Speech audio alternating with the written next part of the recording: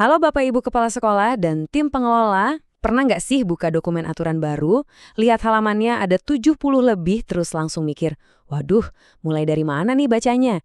Nah, itu banget yang kerasa waktu Juknis BOSP 2026 atau Permendikdasmen nomor 8 tahun 2026 ini rilis. Tapi tenang aja, di sesi bedah aturan kali ini kita bakal kupas tuntas aturan tebal itu jadi panduan praktis yang gampang banget buat langsung diterapin di sekolah Bapak dan Ibu. Yuk, kita mulai. Jadi apa aja sih yang bakal kita bahas? Kita punya 6 poin utama hari ini. Mulai dari kenalan sama konsep dana BOSP 2026, syarat penerima, cara hitung alokasinya, aturan pakainya, larangan kerasnya, sampai urusan pelaporan dan sanksi. Kita jalan bareng-bareng ya. Bagian pertama, kita kenalan dulu dengan dana BOSP 2026, khususnya apa saja prinsip-prinsip intinya. Sebelum kita pusing mikirin angka dan persentase, kita harus pegang dulu 5 prinsip utama ini. Dana BOSP itu sifatnya fleksibel, efektif, efisien, akuntabel, dan transparan. Poin pentingnya di sini nih, walau dibilang fleksibel buat menyesuaikan kebutuhan sekolah, penggunaan dana ini tetap menuntut transparansi dan akuntabilitas yang mutlak. Nggak bisa ditawar. Prinsip dasar inilah yang jadi alasan kenapa nanti ada aturan pengeluaran yang super ketat. Nah, di aturan tahun ini, gampangnya kita ingat aturan 3. Ada 3 tingkat pendidikan. PAUD, BOS untuk pendidikan dasar menengah, dan kesetaraan. Terus, jenis dananya juga ada 3 macam. Ada dana reguler buat operasional rutin, dana kinerja khusus buat sekolah yang berprestasi, dan dana afirmasi yang jadi dukungan ekstra buat sekolah-sekolah di daerah khusus. Simpel kan? Lanjut ke bagian kedua, syarat penerima dana BOSP. Nah, pertanyaannya, sekolah Bapak Ibu udah benar-benar memenuhi syarat belum? Aturan baru ini ternyata lumayan ketat soal data loh. Ada 4 langkah krusial. Punya NPSN aktif dan rekening sekolah yang valid, itu udah pasti wajib. Tapi, tolong kasih perhatian ekstra ke langkah kedua, update Dapodik.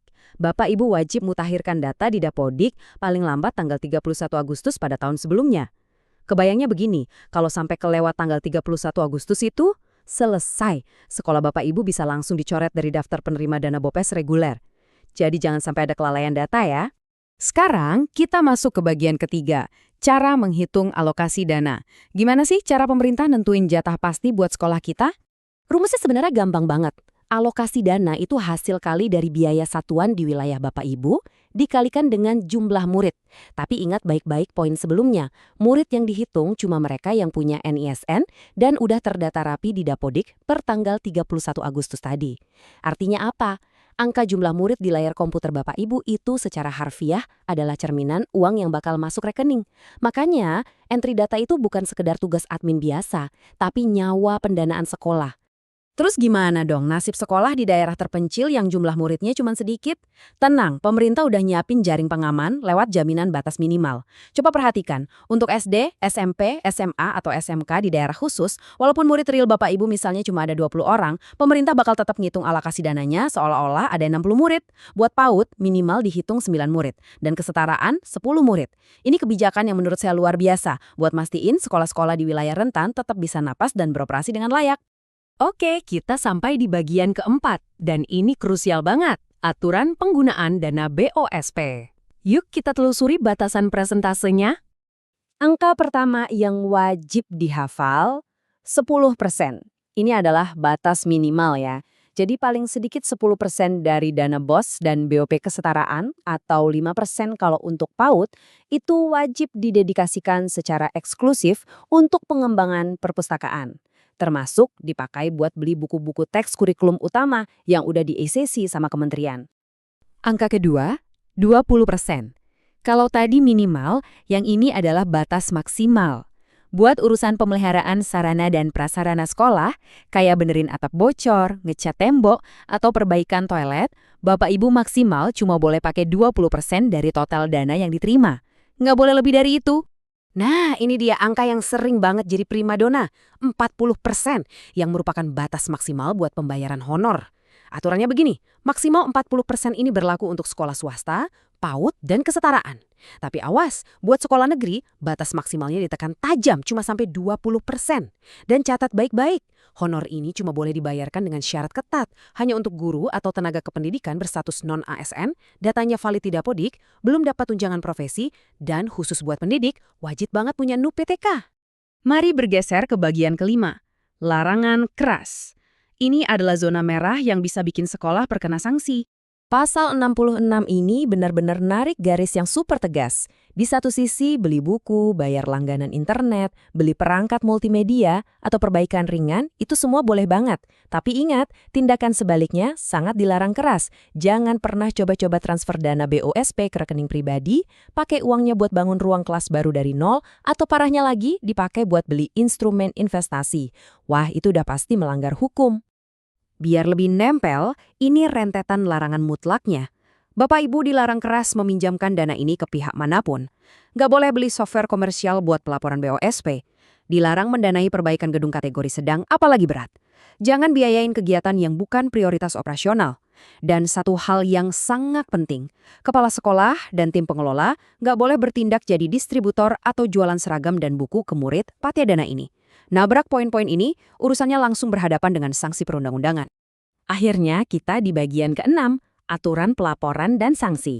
Disinilah kita melihat seberapa mahal sih harga sebuah keterlambatan itu.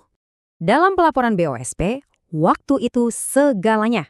Penyampaian laporan tahap 1, batas normalnya 31 Juli. Tolong diingat ya, kalau sampai sekolah mengabaikan batas cut-off di tanggal 25 Oktober, dampaknya fatal.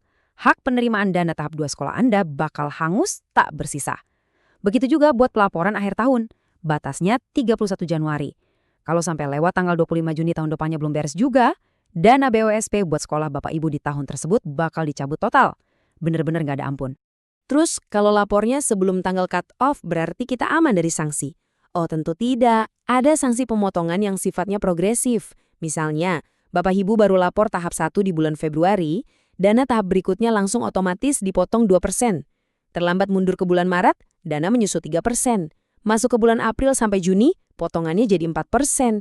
Ini bukti nyata kalau penundaan administrasi di ruang tata usaha itu secara harfiah akan menguras uang operasional yang harusnya jadi hak anak-anak kita belajar di kelas. Jangan sampai terjadi ya. Sebagai penutup, tanda tangan pengesahan dari Menteri Pendidikan Dasar dan Menengah pada awal Februari 2026 ini jadi pengingat penting buat kita semua. Ini bukan sekedar buku saran atau panduan kasual. Ini adalah instrumen hukum negara yang sah, yang dirancang sedemikian rupa untuk mengawal efektivitas uang negara demi mewujudkan pendidikan bermutu buat seluruh anak-anak Indonesia. Nah, sebelum kita akhiri sesi penjelasan ini, saya mau kasih satu pertanyaan yang butuh tindakan langsung dari Bapak dan Ibu. Coba cek. Apakah data Dapodik sekolah Anda hari ini sudah dipastikan akurat dan mutakhir? Dan apakah RKAS Anda tahun ini sudah diselaraskan dengan batas-batas persentase pengeluaran yang baru tadi? Saran saya jangan nunggu sampai batas waktunya mepet.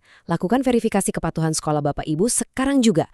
Karena nasib dana operasional tahun depan ada di tangan Anda. Terima kasih banyak udah bergabung membedah Juknis Bu SP ini bersama saya. Dan sampai jumpa di pembahasan seru berikutnya.